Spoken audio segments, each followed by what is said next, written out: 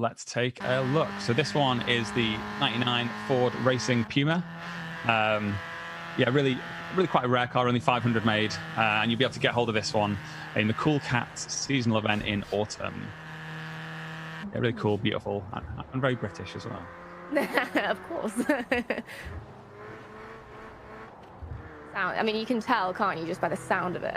It's got that traditional sort of rally sound. I mean, I'm untrained, you know, I can't really tell the difference, but that sounds rally to me.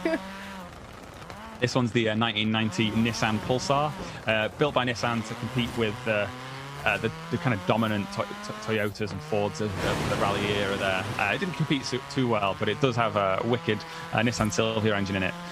So it's really upgradable, really fun. Works really well in our game just because it's so easy to go and throw a load of upgrades and tunes on it. You can get that one for 50% completion of the festival playlist in spring. Next up, we are looking at the 91 Peugeot 205 Rally. So this was another one of those rally cars of that early 90s era. This one, I think, it's a European car, it's Peugeot, but I think still feels very British just because in that era hot hatches were so popular in Britain, and the Peugeot 205 was absolutely one that you'd see quite regularly on the streets. And finally, this is the Toyota Celica 185. So this is the 1990 version of the Celica. You can get hold of this for 50% completion of the festival playlist in winter. It's a really awesome car. It really did have quite a dominant period in the Group A rally of the early 90s as well. So really cool car. Looks great, drives great, and like I say, you can get hold of that for 50% completion of the festival playlist in winter. And it's got the cool headlights, of course. I mean, that's what it's all about. Well, yeah, cool headlights. We love pop headlights. It's just make it look so adorable. Rally cars. 4 awesome rally cars for 4 seasons there.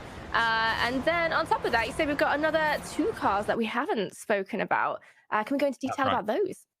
Yes. So first up, I believe, if they roll the video, to make sure I'm not going to say the wrong one, it is the 1994 Toyota Celica ST205. So this is the next gen version of the Celica, the one we just saw. So this is the red car we just looked at. This is the next gen along. Came out in '94. It was an upgraded version of that car, so a similar engine but with a bunch of upgrades, so it could push it up to 150 miles per hour, 5.9 seconds 0 to 60. But the real reason, that, at least for me, that this car is such an icon is because it was the cover car of Sega Rally 95, which is one of my all-time favorite games, and I think the first ever racing game that I really fell in love with. Played with this car in that game for hundreds and hundreds of hours, and it only had 3 tracks. So it was an absolute gem of a car. The version we have here comes in this plain white, as you can see. Well, this car is most famous in the Castrol livery, that red, white, and green livery. So I imagine about 15 minutes after this car is available to players, then our incredibly creative community will reproduce that livery, and everyone else will be able to download it from them. Amazing. And I mean, I imagine driving it in Forza Horizon 4 might be a bit of a different experience to driving it in Sega Rally. Yes.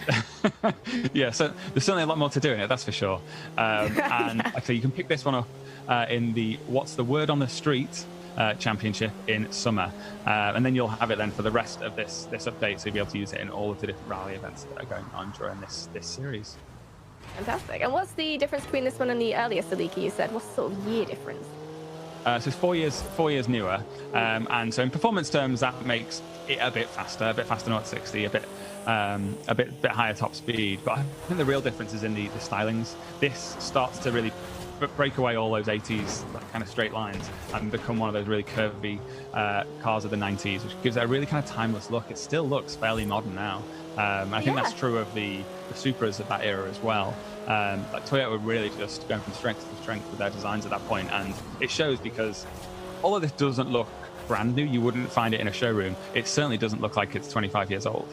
God, no. I mean, it's crazy how still modern it looks even now. I mean, you would look at this in the street and I would never have said it was 25 years old. It's pretty crazy. Yeah, exactly. It's maybe it's not 2 years old, but if I told you it was like 7 years old, you'd go like, yeah, it looks kind of like it could slot in around then. But it's in fact way older than that. I think it was just when we just talked about how 90s the previous car was, this one is very 80s. You can see all those straight lines there, loads of glass. Still has pop-up headlights, which we love, but it's very steeped in 80s stylings. So the name, which is there's some speculation about why it is called the Starion. Some suggest it's because it's a star of Orion, which is a nice thing. Some others say though that it is because it sounds a little bit like stallion, and because this looks, in terms of shaping and styling, just like the Ford Mustangs of that era, which would be termed the Fox body Mustangs. And I think when you look at it side on, you can see it has a really similar silhouette to the Ford Mustang. And I think there's a lot of people that believe that they called it Starion, so it sounded a bit like stallion, which is obviously another word for a Mustang. And Mitsubishi did tend to have pretty weird names as well that would stir up this kind of controversy. So I prefer to believe that they were just taking a swipe at Ford, who, it wasn't the golden era of Mustangs. Let's just say that. So they made this. At least Group it's B. a memorable name. They made this for Group B, 4-wheel drive turbo. It's a really cool car, but unfortunately Group B didn't run for that much longer after they got this out there, so it had to run some other series instead. At least it lives on. Another copper headlights one, which we adore. Great. I mean, and there's another feature as well coming to this update that we haven't spoken about, and that is quick photo. Can you let us know what that is? Sure.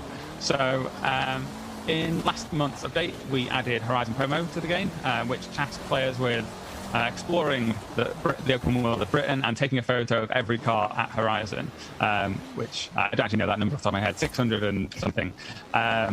And that meant you had to enter photo mode, to take the picture, and every time you had to wait for that photo to process, which is to say, load all the fancy graphics so that it can make the photo look as good as possible.